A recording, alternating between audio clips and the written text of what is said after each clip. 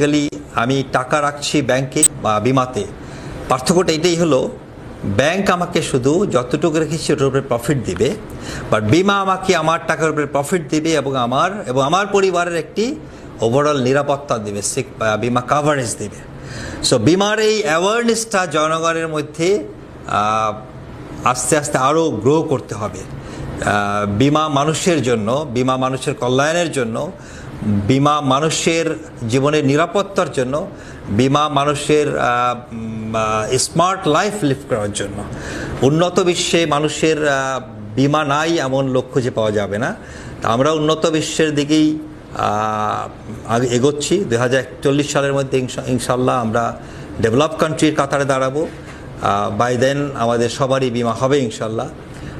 এবং বাংলাদেশের বিমা সেক্টরগুলো টোটালি অটোমেশন হয়ে যাচ্ছে এবং আপনারা জনগণ প্রত্যেকটা মানুষই, প্রত্যেকটা পরিবারের প্রত্যেক সদস্যই বাংলাদেশে কোনো না কোনো কোম্পানির বিমা কভারেজের মধ্যে আসবেন এবং you will feel a secured life, a secured tomorrow. ইনশাল্লাহ আমরা ওই থিম নিয়ে আগাচ্ছি এবং আমরা ভালো কিছু দেওয়ার উদ্দেশ্যেই প্রতিনিয়ত কাজ করে যাচ্ছি। সবাই ভালো থাকবেন, ধন্যবাদ।